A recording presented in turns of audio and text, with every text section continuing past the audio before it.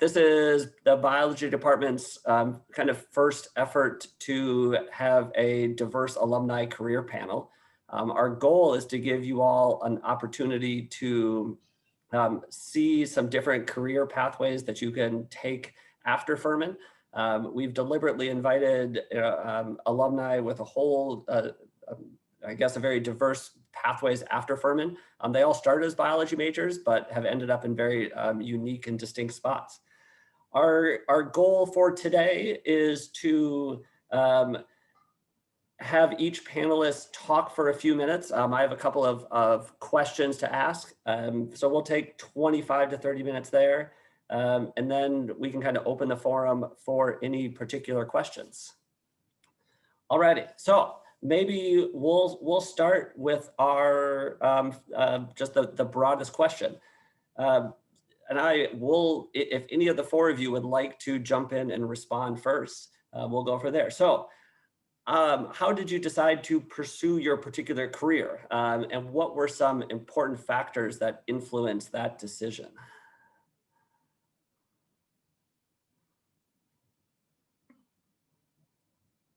Okay, I'll start, I suppose, because I'll probably be one of the ones that follows one of the more sort of traditional paths to medicine. So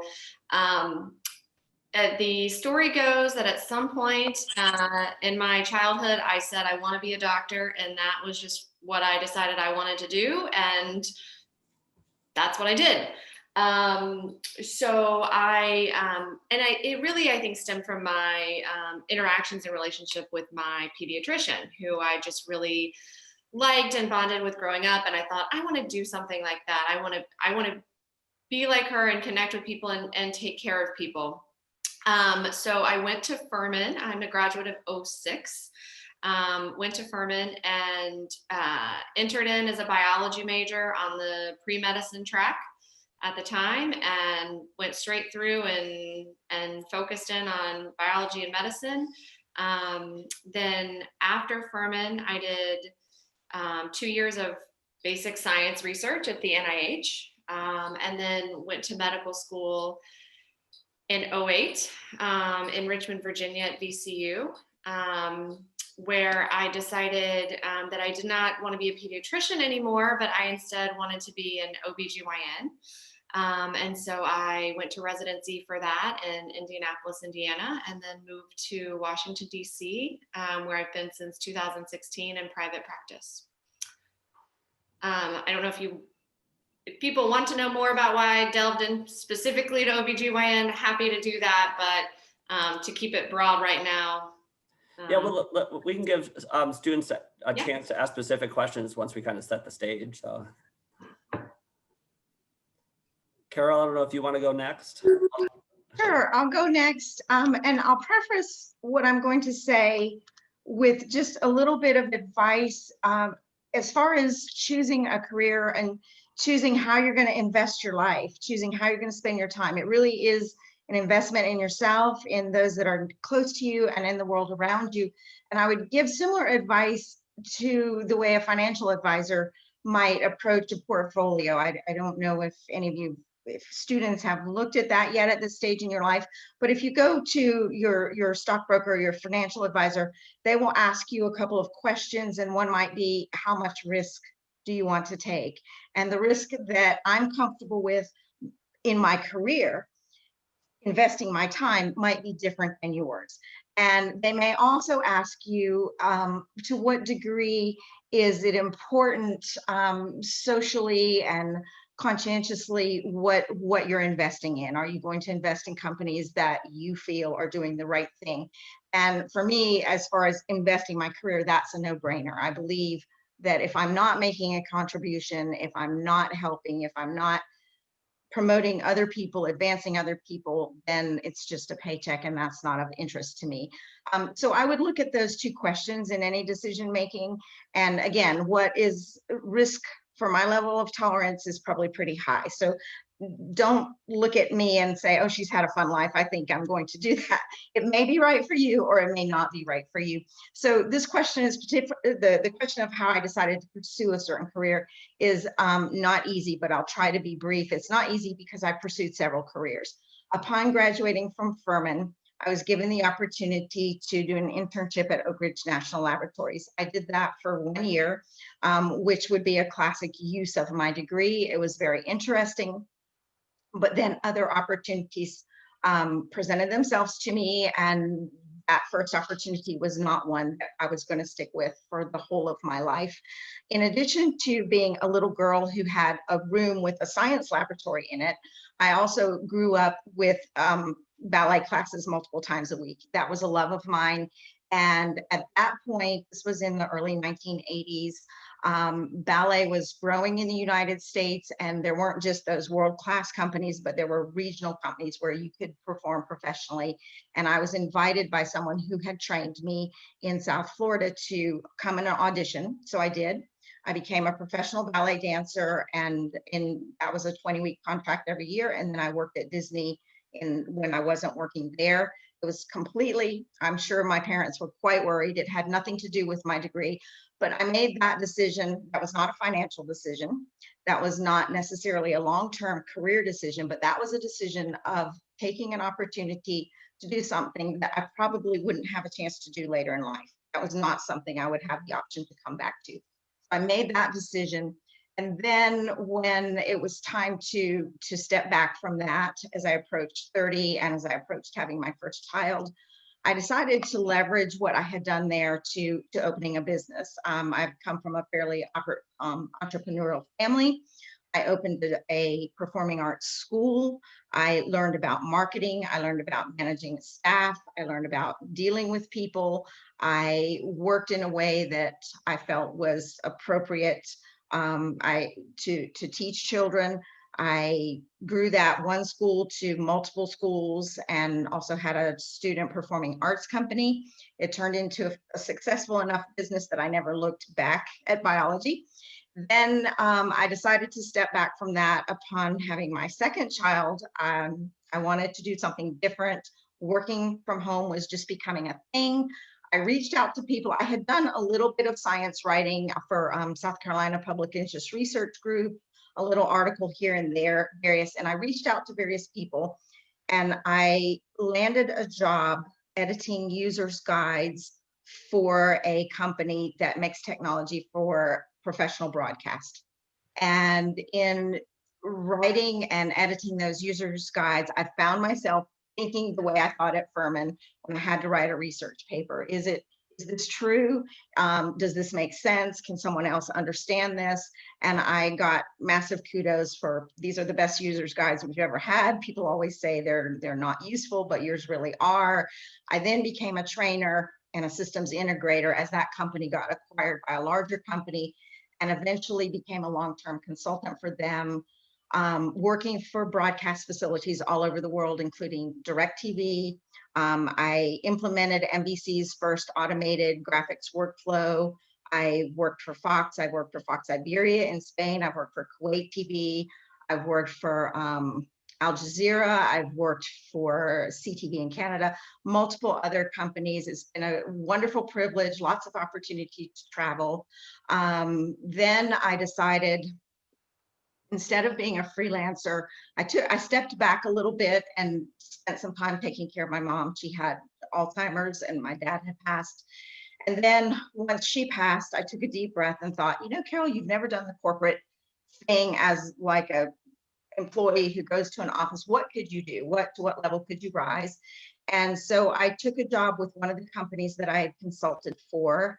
I developed their training program, and then I got an offer from one of their competitors, which is a company I've admired for a long time, and to do some strategic marketing projects. They liked my work. I've been with them since September, and I've been promoted twice, and I am now their vice president of marketing. So, marketing has changed a lot since I had my first small business, and I've learned a lot about the digital world. So that's it was opportunities that were interesting to me and that I thought I could learn and grow with is how I've made career decisions.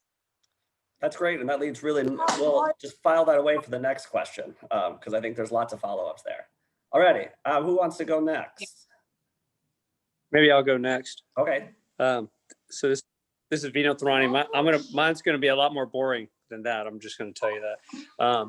I'm a straightforward biology person who went to Furman, and I graduated 1990. From there, I went to Emory Med School in Atlanta. Spent 4 years there. My father was a cardiologist, so I kind of went to Emory for cardiology. Loved when I went to gross anatomy. I said, man, I love cutting people open. So because of that, I went into surgery. And so after first semester gross anatomy, I was enthralled with the knife and stuff like that. So weirdly enough, so I went into general surgery residency for 5 years. I call it indentured servant is a better way to call it. I think at that time, I took off 3 years and did basic science research. So really that became 8 years. And then I did 3 years of cardiac surgery fellowship. And so my residency was 11 years. I wasn't traveling all over the world. I was just in Atlanta taking care of the crazy people in Atlanta. So after that, I stayed on. I was asked to stay on, and I worked up in 2005. 2005. I worked up over the 12 years at Emory. I was full professor of medicine and surgery. Got recruited to Georgetown MedStar in DC to become the chairman of cardiac surgery there, and then got recruited to come back to Atlanta, where I'm currently a cardiac surgeon. I guess the big thing what was huge for me at Furman was that I learned how to think effectively, and I learned how to do research. And I had phenomenal mentors at that time in the Plowler School, in the basement library that some of you guys still study in. And it set me forward for a field of research. And I've spent a lot of my time doing research, and I've spent a lot of time helping students do research, such that now I think I've published 500 papers or something like that. So research is a big part. And I learned all of that while I was in biology in the Plowler school building, science building. So that was really important. And that's led to, because of that research stuff, I'm now president of a couple of societies internationally for cardiac surgery. So a little bit less as probably all over the world, like some of our other people, but it's a pretty simple, straightforward biology pathway. So. Fantastic. Keenan, you want to Sure. call on that one?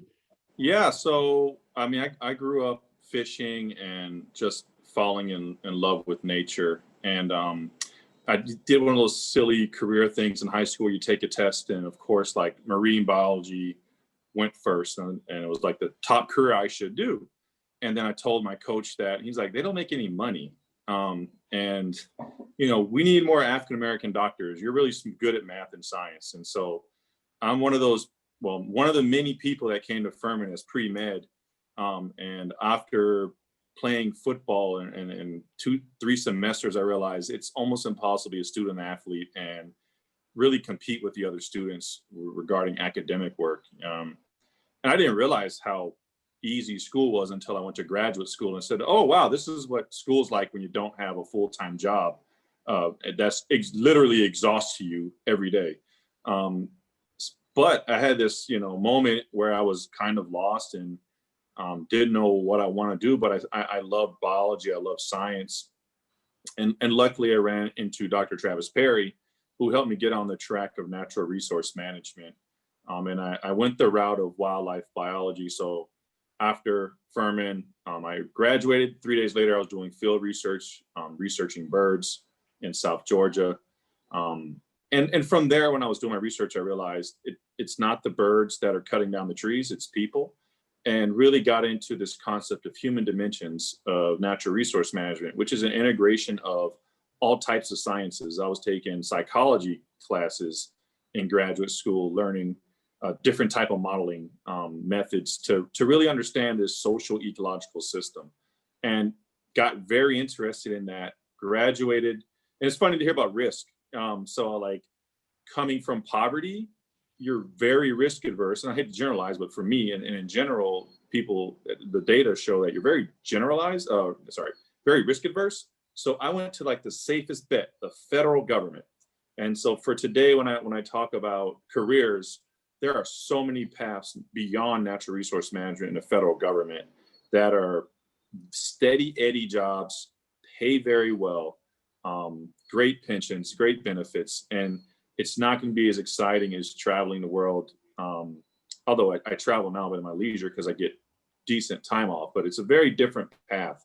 But I realized during the one thing I'm gonna talk about later today is work-life balance. I realized that, you know, what's important for me is being present, being able to enjoy and excel at work, but also like kick butt at life too. You know, I wanted to have a healthy, enriching life.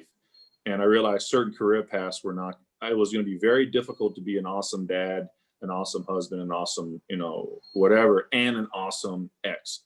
And so I really chose a career path where my passions excelled. I feel like I don't work. So this in the background is where I work. I took that photo a couple weeks ago on my birthday. That's the sun rising over the Caribbean Ocean. And I work in a rainforest. And like, I don't feel like I work. I have a really cool job.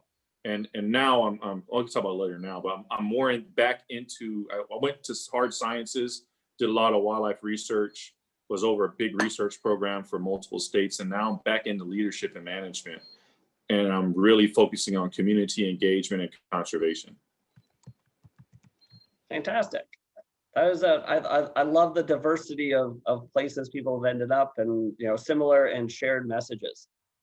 So I think our next two questions, we can, you know, I'll pose them together. So I think, you know, a lot of you have alluded to this a little bit in the sense of, you know, maybe choose one thing from your undergraduate experience that helped you in your career, but then also, you know, what skills and abilities do you have that you use now? Maybe they're connected, maybe it's something you had to develop later on, but something from Furman and something from the present.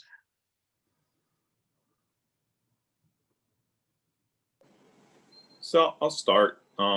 You know, the most important thing, and I hope they're watching, was Dr. Travis Perry and Dr. Vicky Turgeon. You know, that having a strong mentor and developing a network is what got me through. I was not academically prepared. I had no business in getting into Furman. The only reason I was in Furman was because I can play football.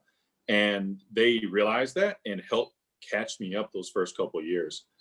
But I then realized the importance of having mentors and accepting that you don't have to do everything on your own. I think if that's one thing, you know, don't be alone in your career. Find mentors, find people that are going to help you figure out where you want to go. You don't have to like have it all dialed in. Reach out, be vulnerable, raise your hand when you need help. Be the first thing I would say, especially at this part of your career where you're trying to figure out what do you want to do. And then skills wise, I would say leadership, emotional intelligence, working on a team, where I see people really struggle. They may be a straight A student, but could be super toxic to work with, and nobody wants to work with them, and their careers are stunted. And you had straight A's, but it's not a pleasure to work with you. So I would say really focusing on those soft skills is just as important as focusing on your technical abilities, because there's going to come, if you want to stay in the technical field, you can do that and work alone. But there's probably going to come a point in time where you're going to want to move up and administer a program. I mean, Vinod's administering a cardiac program. Like, it takes leadership skills to pull that off. You're going to get in your career and say, you know what, I think I can do this a little better. I think we can do things differently. Well, in order to evoke that change, you have to have the necessary leadership skills to start nudging your field in that direction, or nudging your office. So I would say really focus on emotional skills, emotional intelligence, and teamwork, just as much as working on your technical abilities. And maybe can I just make a comment about Furman, what I learned? You know, this is going to sound it's going to be opposite of what everybody thinks I'm going to say. What I really enjoyed about my Furman time is the non-biology stuff that I did. Since I left Furman, I haven't taken a summer off, and I've just been working nonstop. And what Furman allowed me to do is think outside of the world of biology, going to all the symphonies and things like that. And I would tell you, it is if you're in the field of biology and you're going to go into medicine, any type of medicine, take the time now to enjoy what you have at Furman, and I never did this. Now, in retrospect, it's a big deal that I didn't do this. And when I was at Furman, I did a lot with the AED, the Pre-Med Honor Society, and I was a president of that and all that kind of stuff. And I should have done more non-biology classes after you've done your core. So I would say enjoy your time, because if you go to med school, you're not going to have that time to do that. Do your away rotations, go to Galapagos, go to, if you still have those, I guess now with COVID, you don't have that opportunity, but do that stuff, because you're at Furman, you were selected to come to Furman, you're already at a certain cream of the crop as far as intellect goes and work ethic goes. So it's probably not what you guys thought I was going to say. I would enjoy that a little bit more and take some of the time to do that. I guess there was a question about my work-life balance for 11 years. That was difficult. I worked on an average about 90 to 100 hours a week in my 11 years of residency. And I'm not joking you. It was commonly 80 to 100 hours, more than commonly in surgery. I was working over 100 hours a week. That was routine for us. They have changed all that. So now you can't work that much. Good for you, bad for me. Now I think you're limited to like 60 hours a week, and your residents have to go home the next day and things like that. So the world has changed for you. For me, staying in the hospital for 36 hours was pretty routine. I mean, that was not, I wouldn't even think twice about it. If I got off before 36-hour shift, I was pretty happy. That was a great day. And so now they've changed all that, so you have a better life. And so, but anyway, those are the two things. I saw a question pop up, and that's why I wanted to mention that. So I would echo that 100%.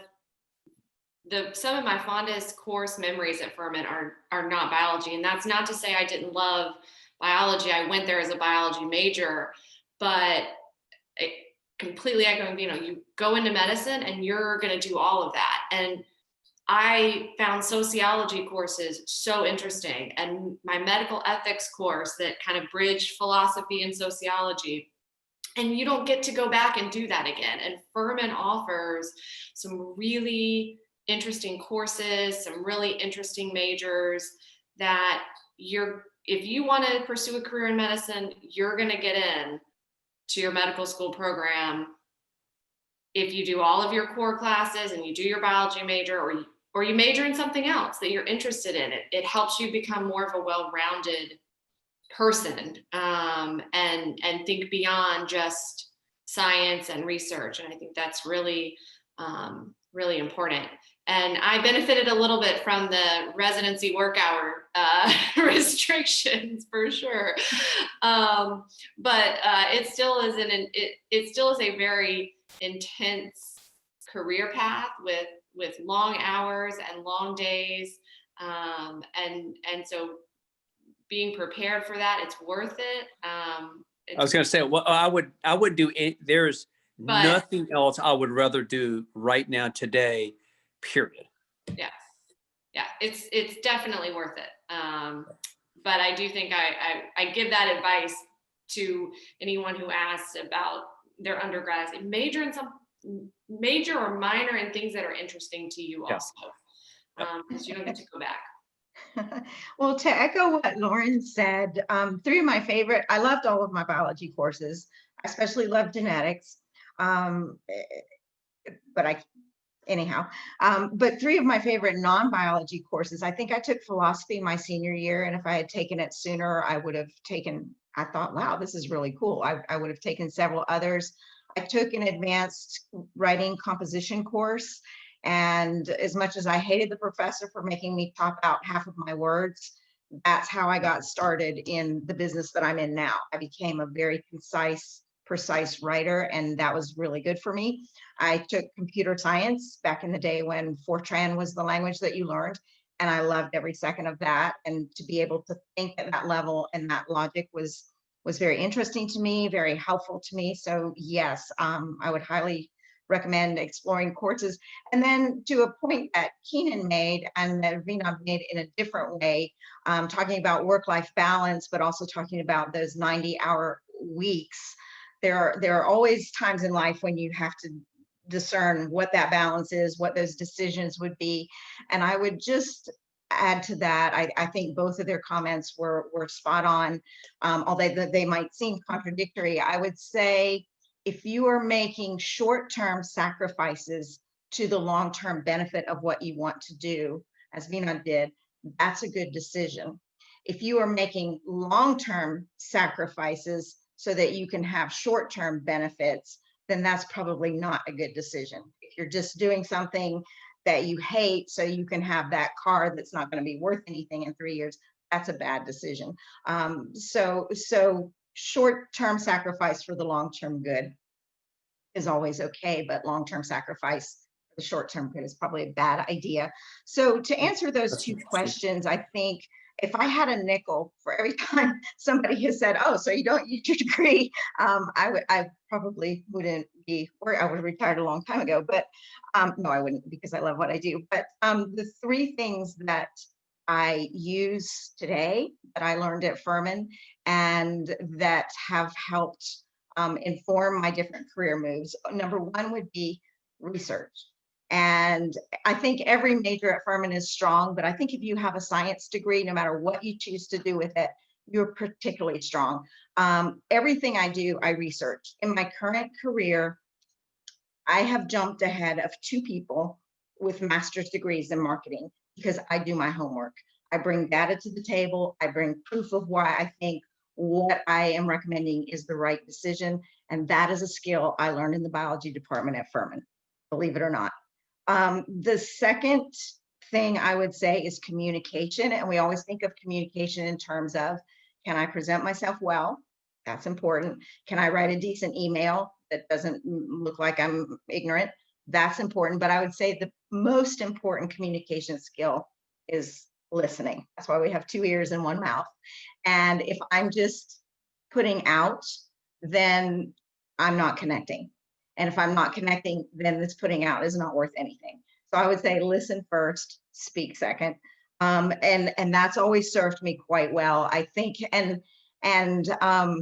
sometimes of all the people in the room, the quietest one is the one that looks the smartest anyway. So sometimes it's best to just be quiet and listen and take it all in and then speak. I know we all have a lot to say sometimes, but to be a good listener, I think it helps any career. And then the third thing that has served me quite well, as you might have guessed from my lengthy description of my ne'er-do-well career, is adaptability.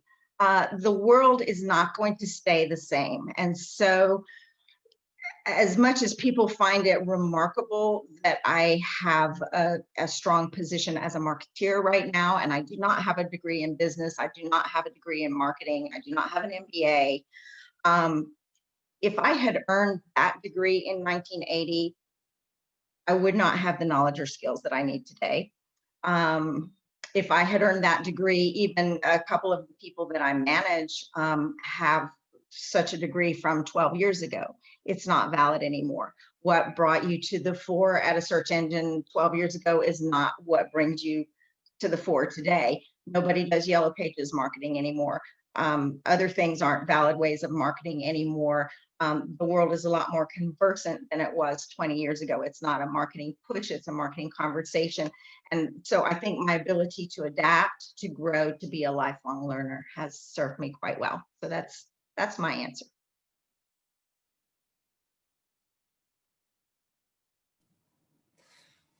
Wonderful. So kind of building on that, we'll go to question number 4. What advice would you have for students as you're considering your options post-graduation? I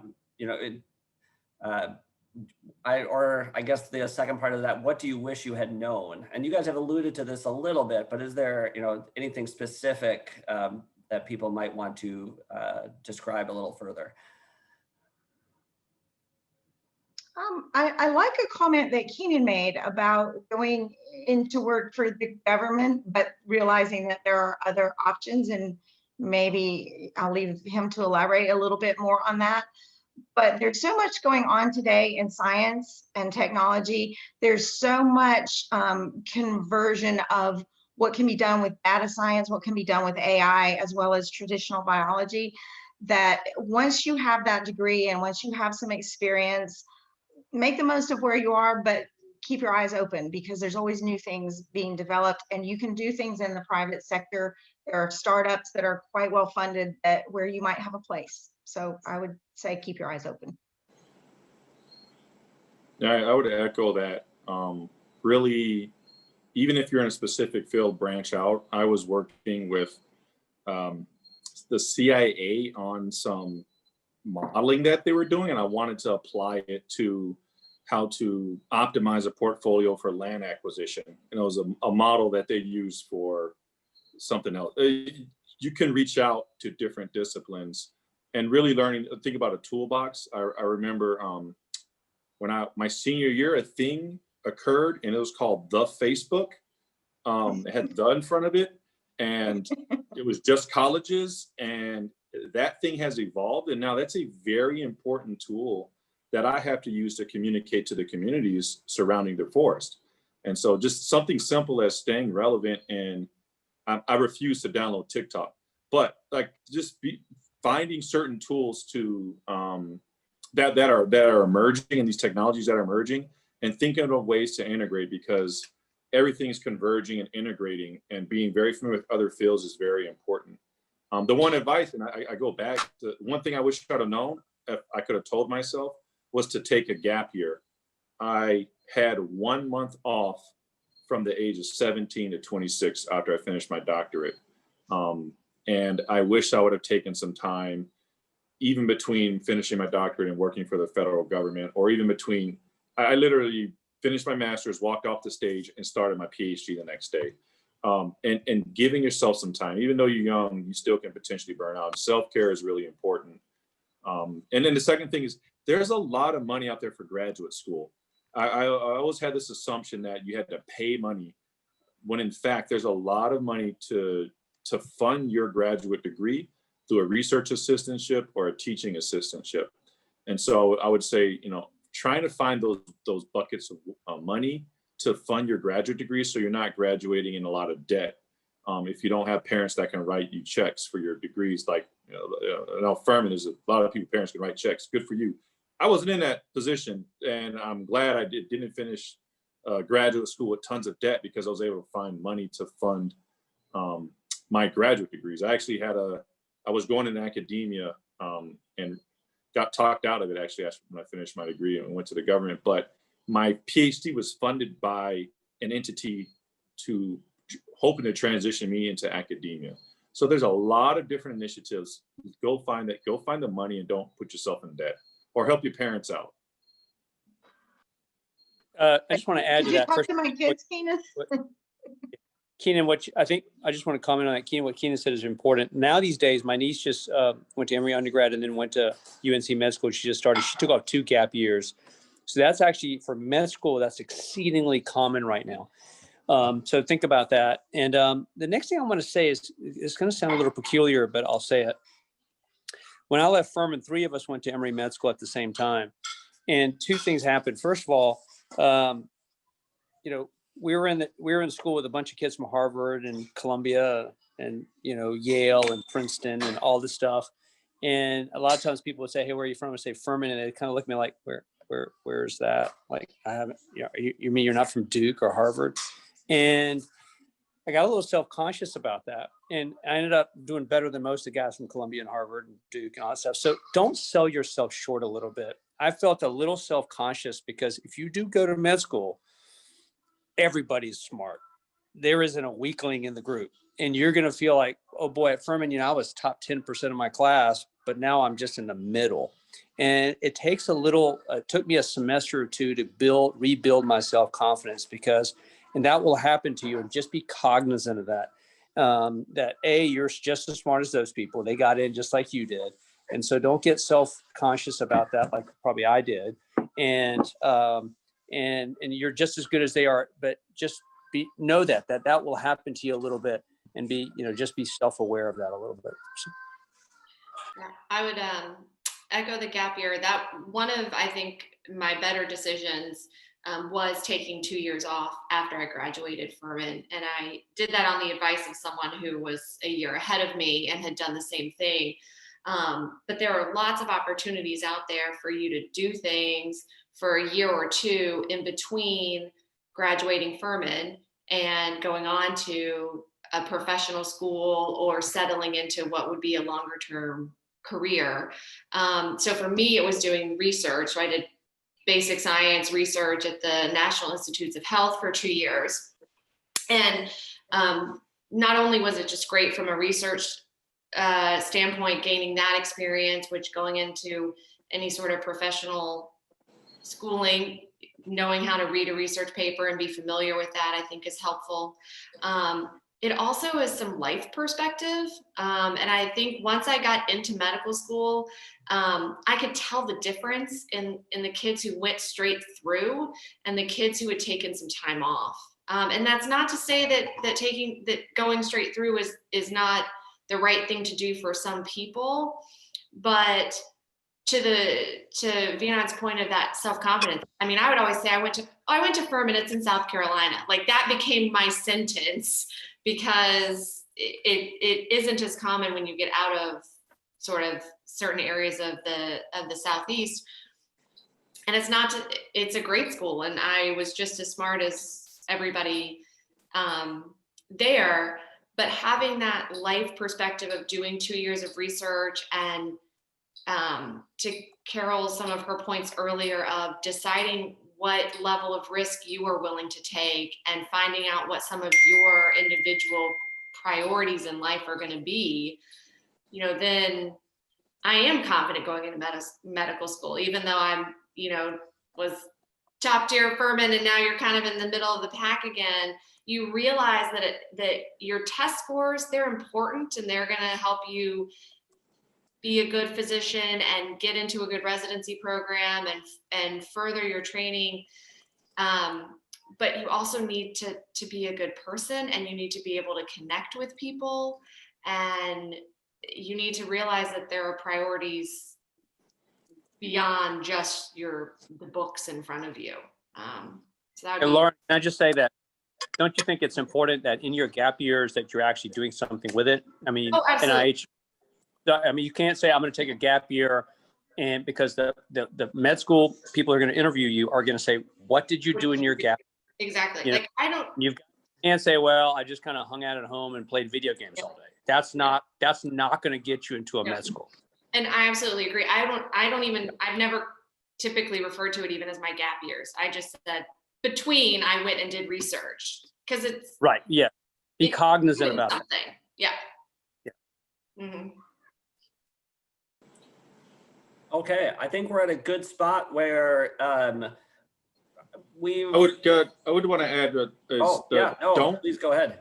Don't make financial decisions during that gap. That's going to prevent you from going back to school.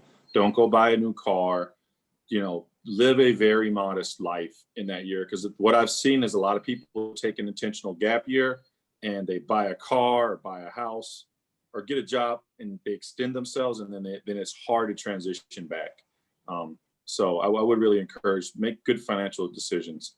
And yeah, I think when I say gap year, it's not to go, lollygag and play PlayStation all day, but I would say, God, I wish I would have traveled to backpack the world for 6 months during a period, because those life experiences and being exposed to other cultures and other ways of thinking are very valuable. So that is productive, going to see other culture. But yeah, right. I 100% agree. Don't waste it on your couch. That's productive though. Seeing different cultures, doing stuff like that. I think that you could say it is legitimate. Saying I played Nintendo all year and babysat my brother is not legitimate.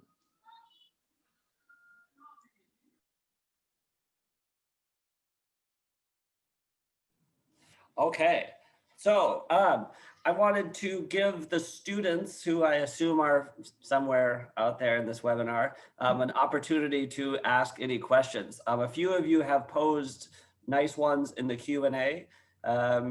Dr. Adams, there is one there if you would like to, respond to, career paths in, yeah, what are some career paths in the environmental biology, ecology sort of spaces? I mean, you mentioned, the federal government, that at one point you were looking at academia. From your perspective, what are some pathways? So I'll talk specific to that question and broaden it out. So for forest ecology or botany, there are multiple land management agencies: the Bureau of Land Management, U.S. Forest Service, U.S. Fish and Wildlife Service, National Park Service. You can work for the federal government. Then every state has a Department of Natural Resources. You can work there. And then there's private industry, such as the paper companies. And then there's nonprofits, the Nature Conservancy. It's a very broad track that you want to go. And I would say stay open-minded, because working in that space, you could be dealing with watersheds, you can be dealing with restoration. There's so many different paths that you want to go. I really encourage you to, and feel free to email me, we can talk more offline. Broadly, a lot of people are maybe interested in pre-med, but may not necessarily want to be in a physician. You can go on a path of research and medical research. So the federal government, I really encourage people to look up departments, and then start looking down at the agencies. There are going to be agencies that you're like, oh my gosh, I had no clue that even existed. And even within that agency, there may be different programs. If you love international work, the U.S. Fish and Wildlife Service has international programs where we do conservation in the CITES Act, about international trade of endangered species. And there's attaches working with other governments if you're interested in stuff like that. So I really say start with the department, understand the mission of that department, and start looking at the agencies, and within the agency, look at the program. And this ranges from food research, human health and services, EPA, Department of Energy. There's just a lot of places that you can go. And they pay very well. We'll look up the GS system, Government Services Pay Scale. It's a very good pay scale. A lot of people tell you don't make a lot of money, but it's not actually true. You can make a decent living. Nothing like a surgeon, but yeah, you can make it. You can eat. I eat. I put food on the table. So.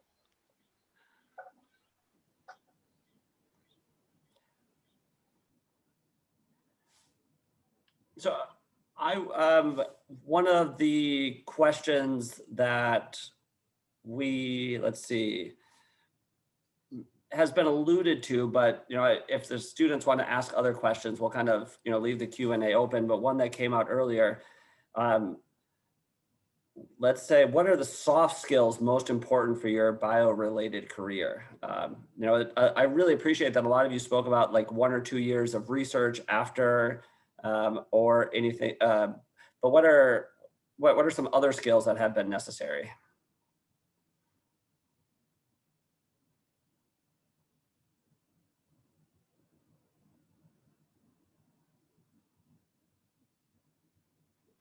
So John, so one of the things that has happened to a lot of my nephews and nieces is that they went into medicine. I can speak to medicine. I mean, I would rather be where Keenan is right now. My wife and I would rather move to actually Costa Rica. No offense, Costa Rica is where we actually want to move to. But is do it for the right reasons. And you mentioned this a little bit, Keenan. If you're doing it for the money, don't do it. You'll hate it. You'll have very low job satisfaction. Do it because you love it, because that's what your passion is. And I see a lot of kids who come into med school, and I've probably trained over 200 med students, and I would say that for residents, they do it for the wrong reason. They do it because they want to have a great car, they want to have a great house. Those are all the people who are miserable. They end up getting divorced, they end up having a bad job. Do it because you love it. And that's what you want to do. If you stay true to that, I know it sounds corny, but if you stay true to that, if you want to be a ballerina, if you want to do what Keenan's doing, don't let somebody else do that and kind of drive you into that. And it's very common in Indian communities, and I'm clearly Indian. They think that they need to be a doctor for X, Y, and Z. Don't do that. Do it because you love it, and that is your life passion. And I still, now 17 years later, as an attending, I go every day, every morning at 6 o'clock in the morning. I'm at work, just loving it. So that's why you got to do it. Stay true to what your wants are, whatever they are. No, that's fantastic. I think passion for what you do is the best way to maintain. I do want to say, as we are coming to the last 10 minutes here, that we will share the contact information of all the panelists. So if you want to reach out individually to anybody, please, Rebecca will send that information out, and all of our panelists are more than willing to follow up and answer individual questions. Do any students have any specific questions at this point that they would like to ask?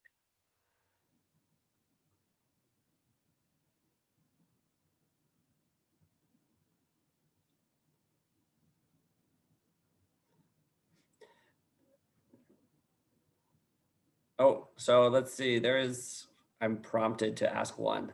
Let's see. So I'm gonna interpret. What helped you stand out as an applicant in either med school or graduate school? It's become, I've in the last 5, 10, 15 years, it has become increasingly competitive. But what do you think allows either someone you've taken on as an employee or as a med student, or your own application? What helps somebody stand out? Can you lead? Vinod talked about, he's the president of an association. I'm on a hiring panel for the U.S. Fish and Wildlife Service, and we hire over 100 entry-level positions a year. And we're not looking at GPAs and GRE scores. What we're looking for is, do you have leadership skills, or we're looking for ability. Think about doing things that can demonstrate your ability. And people talk about earlier, wide experiences, have as many tools in your toolboxes as possible, because you're going to need to segment yourself from everyone else. I had no business getting into graduate school. I was a provisional student in graduate school. I look for people that were student athletes that have a 3.1 versus a 4.0, or I can see somebody that may have a gap, and this person has a know this person has seen adversity. This person can get through very difficult situations. So we really look for people that can know how to balance workload, as well as these other soft skills. But leadership is critical. I'll tell you a secret. What gets in the way of work, and I can't speak for medicine or what Carol's in marketing, but what gets in the way of work with the government is our people. It's not, we never run out of, we don't have enough technical people. The problems are people problems, and leadership is really needed in the field to help get past these human conflict problems that occur within work or with the communities, et cetera.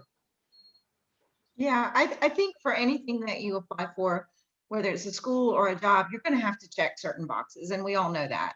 There are certain credentials that you'll have to have for certain jobs, and there's no getting around that. But once you pass that gate and you get to the interview point, I always look for the things that I can't teach you. I can teach you, if you've checked the boxes, and maybe they're not all even checked, I can teach you what H.264 or an IP workflow is. I can teach you what my industry does. What I can't teach you probably is to be a good person. I can't teach you work ethic. I can't teach you to be proactive. And if you come to me knowing nothing about my company, we are not having a very good conversation. So I would say do your homework, know who you're talking to, present yourself well. And then the second thing, I guess maybe this is the marketer now and me coming out, be cognizant of your own personal brand. As you approach a company, present yourself well, look the part. And that seems trivial, but it can be important. Speak well, do your homework, know a lot about the company that you're coming to, have in mind what you want to do, what you can contribute, and why you think it's a good fit, not just why they should give you a paycheck. I would think from a medical school perspective, I think some of the things for me were having research before going into school, before applying to medical school. I think having that, and I wrote a paper while I was there. So showing that you can start a project and follow it through is helpful for professional schools, that you're committed. You can get from the start to the finish of something. I agree with leadership 100%. You need to be able to work with people. You need to be able to, and not everybody needs to be a leader in the sense of running an organization or being the chairman of this or that, but being able to work with people and take responsibility within an organization. So even if you're not the president of the organization, be able to put on your resume or to speak in your interview about a time that you led a group or you led a project within the organization, right? We can't all be the president. We can't all be the leader all the time. It's equally as important to be able to work on the team and work with others, but having examples of when you saw, well, this was my opportunity to step up, and so this is when I led, I think is great. And there's one other thing. Oh, I know. And I think you need to be a well-rounded person. And we talked a lot, we didn't touch on work-life balance a lot in this webinar. And I think that's a big thing for people to start to think about. But being well-rounded in the sense of having hobbies and things that you're passionate about or interested in outside of medicine or biology or wildlife or marketing is important, and it shows that you're a whole person and you're going to be able to connect to people. And when you have the time off, you're going to be able to balance and kind of de-stress a little bit. One of my favorite med school interview questions ever, and we just bonded over this random moment of him saying, you can't have a career in medicine. And I'm not asking you to say, well, I'm going to try again next year, or I'm going to work hard, or I'm going to do this. He said, medicine's off the table. What would you be? And I said, I'd be a singer. And he went, I'd be a pianist. And we just talked about how we like something else, right? And we connected on that level. So I think having passions aside from just what your long-term career goals are is also important. Can I just build on what Lauren said, John, for a second?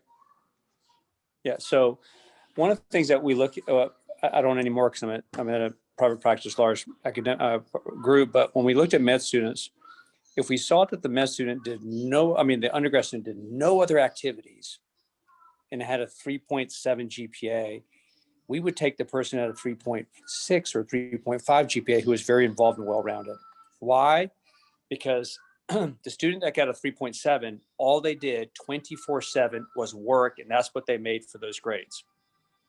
Med school is not any harder than any course you'll ever take at Furman, but it's like 4 biochems in one semester, right? So it's just more work. And they want to know that you didn't spend 20 hours a day in undergrad studying for your courses, because when you go to med school, you need to be able to vent a little bit. You're going to have a lot more volume, not harder, but more volume.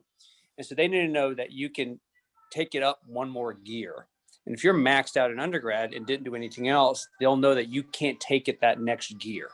And so I would say, just be cognizant of that. You want to be well-rounded, and 100%, I 100% agree with what Lauren said.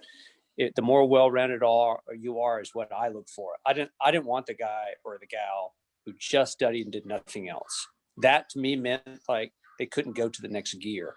And you have to be articulate, and you got to know your stuff. So just some words of advice. And obviously we're happy to share with you some stuff. I know it's hard to do it on a webinar and there's so many people, but we're happy to chat with you in person. So, I would add, I would really like to add to both of that. And really what Lauren said is about passion.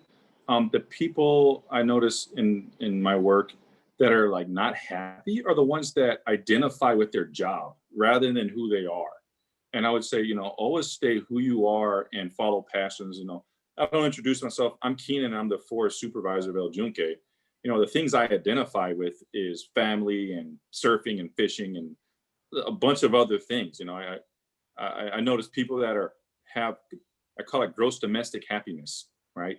It's about working where you want to work, living, being who you want to be with, whatever makes you happy. Because that's important, because if you're not happy at home, you're not going to be happy at work. And if you identify yourself with your job, if somebody may question your work, you're going to take it personally. You can feel like it's an attack rather than looking at it like just work. So I would say really don't lose who you are. If you're passionate about something, you know, your job doesn't define you, your career doesn't define you. And what success is different to different people. It's not about how much money you make. People have different measures of success. Figure out what yours are. I call it the 3 C's. You know, don't compare, don't complain. It's comparing is toxic. Don't do it. You know, figure out what you want out of life. Define success how you want to define it, and stay true to yourself.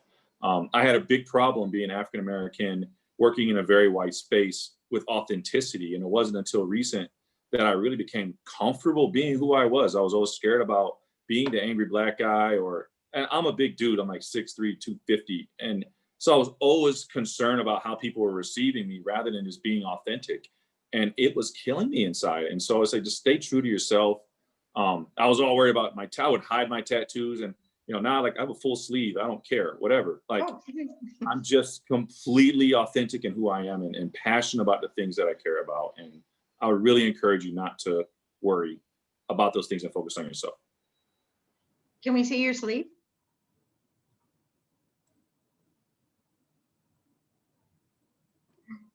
Carol, do you have one too? Is that what I hinted I at? do Okay. not. I have no tattoos, so I have to admire other people's. It moved too fast there, Keenan. And you're muted. Sorry, no, it's a bunch of wildlife. Kind of funny. Awesome. So it's cliche, a biologist with the With birds. fish and I'm such a cliche. Well, it's very cool. Well, being respectful of everybody's time, there was a question that came through, so maybe we could wrap up quickly with a brief statement.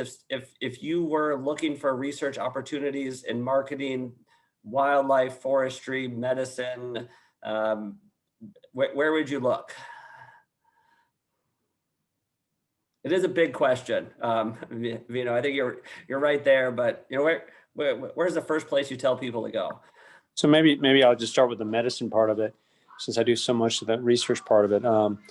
You got to find, whenever I give a talk to residents nationally about doing research, I say you got to find a mentor. You got to hook up with somebody. It's not that you just go and do research. It's you do it with a person. That person will guide you and shepherd you into that. So it's not necessarily the research part of what you're doing in research. It's more about who you're mentoring, who you're partnering with. And that's the key part of it. And I think you just have to find that you just have to do that through contacts. There's no good website to do that.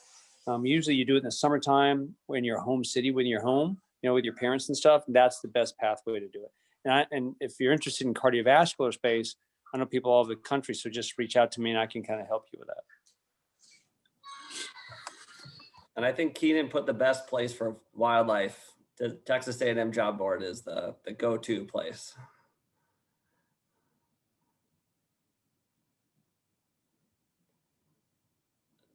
Carol or Lauren, did you want to throw anything out there? Carol, I hope there's some, I was curious if we got non-biology students to step in. So, if they wanted to come do research with you, where should they look? I cannot make any informed suggestions for people who want to stay true to their biology path, but we do have an internship program, and I do have 2 Furman interns on my staff right now who are amazing. So if you are interested in learning social marketing, if you're interested in art, if you're interested in technical writing, I may have an opportunity for you. My research was at the National Institutes of Health, and they actually have a whole program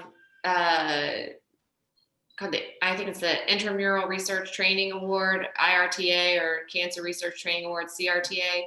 And so that's a big research bucket for people to look into if they're interested in coming to this area. But it is true, a lot of research is done with a person. So, when I looked at the NIH, even looking at that program, you then had to go a step further and look up labs and what you kind of wanted to do and reach out to that person. So finding a mentor, finding a person can be really helpful. But if you don't have one, think bigger organizations like the NIH have entryway kind of options for people. Wonderful. Well, I can't say thank you enough to all four of you for taking time to answer our student questions, share your perspectives on where you started in biology and where you are now. And I want to encourage the students to all reach out to any of these individuals for specific advice or just mentorship in the long term. I mean, they've all done different and really cool things, emblematic of what I think the liberal arts can set you up for.